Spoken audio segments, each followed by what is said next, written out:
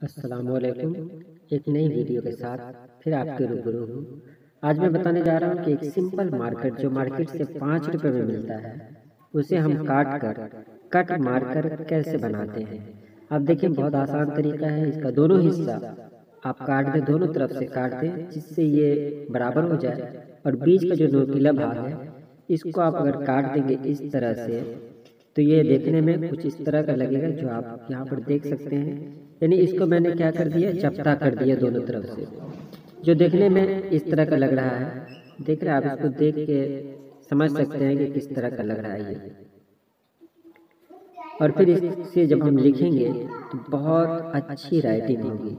میں بتا دوں کہ میں نے اردو لکھنا سیکھا نہیں ہے، بس اسی طرح کا مارکر بناتا ہوں، اور اسی طرح کا مارکر بنانے کے بعد میں اردو لکھتا ہوں۔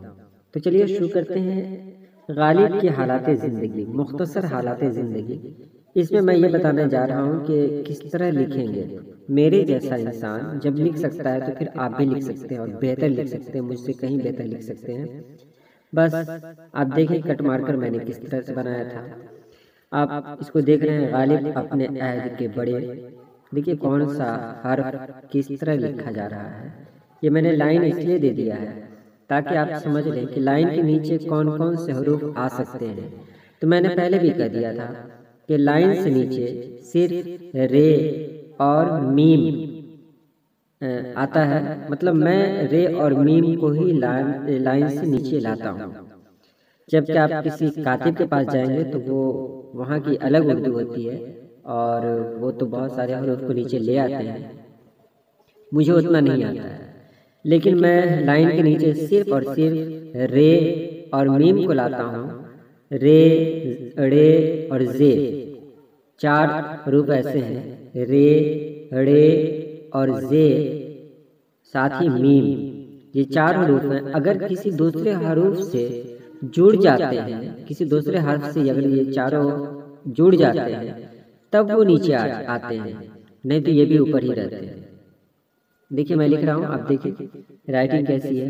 میں نے پہلے ہی کہہ دیا کہ میں نے لکھنا کسی سے سیکھا نہیں ہے، نہ میں کاتب ہوں نہ میں پینٹر ہوں۔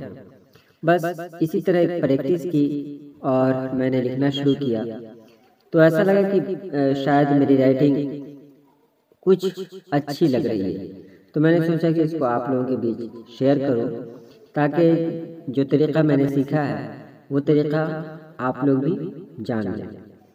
غالب کے بارے میں کچھ باتیں بھی ہو رہی ہیں تاکہ آپ صرف رائٹنگ کو نہ دیکھیں بلکہ غالب کے بارے میں بھی جان لیں کہ غالب اپنے عہد کے بہت بڑے شاعر گزرے ہیں۔ غالب کی پیدائش 1797 میں آگرہ میں ہوئی، اور غالب کے والد کا نام عبداللہ بیگ تھا۔ غالب کی والدہ کا نام عزیز النساء بیگم تھا۔ 13 سال کی عمر میں ہی غالب کی شادی امراؤ بیگم سے ہوئی۔ شادی کے بعد غالب دہلی آ گئے۔ دہلی میں آنے کے بعد انہوں نے اپنی نئی زندگی کی شروعات کی۔ ان کے 2 خطوط کے مجموعے شائع ہوئے، ایک کا نام عود ہندی اور دوسرے کا نام اردو معلی پڑا۔ غالب کے چچا کا نام نصر اللہ بیگ تھا، جو نصر اللہ بیگ وہ شخصیت ہے جنہوں نے بچپن میں غالب کی سرپرستی کی تھی، کیونکہ چچا نے سرپرستی اس لیے کی کہ جب یہ 5 ہی سال کے تھے تو ان کے والد عبداللہ بیگ ایک جنگ میں مارے گئے۔ تو یہ میں نے اس لیے لکھ دیا کہ آپ غالب کے بارے میں بھی جان لیں، اور دیکھیں کہ کون سا حرف میں نے کس طرح لکھا ہے۔ دیکھیے میم لکھا ہے، میم نیچے آ گیا لائن کے۔ اس کے علاوہ کوئی بھی چیز، رے اور میم، اس کے علاوہ کوئی بھی حرف ایسا نہیں ہے جس کو میں نے لائن کے نیچے استعمال کیا ہے۔ تو آپ اس کو دیکھ سکتے ہیں، اگر آپ اس کو دھیان سے دیکھیں، سمجھ جائیں تو آپ کی رائٹنگ بھی مجھ سے بہتر ہو سکتی ہے اور بہت آسان طریقے سے ہو سکتی ہے۔ یہ میں نے جو لکھا یہ صرف رائٹنگ نہیں ہے بلکہ اس کے ساتھ ہی ساتھ آپ اردو کے بارے میں کچھ جان لیں، کچھ تو فائدہ ہو۔ ساتھ ہی میں یہ بھی کہنا چاہتا ہوں کہ میٹرک اور اردو، وہ بچے جو 2020 میں امتحان دینے والے ہیں وہ میرے نئے چینل کو ضرور سبسکرائب کریں۔ نیا چینل ہے اردو چینل، جس میں صرف اور صرف میٹرک اور انٹر کی اردو کی ویڈیو پوسٹ کی جائے گی، ساتھ ہی ساتھ وہاں لائیو کلاس بھی ہوگا، اور یہاں بھی میں کوشش کرتا ہوں کہ آپ جو کمنٹ کریں، جو میسج کریں، فوری طور پر اس کا جواب دوں۔ وہاں بھی انشاءاللہ یہاں سے بہتر طریقے سے وہاں کام انجام دیے جائیں گے۔ ایچ ڈی ویڈیو ہوگی، لائیو کلاسز ہوں گے، اور چیپٹر وائز ویڈیو بنے گی۔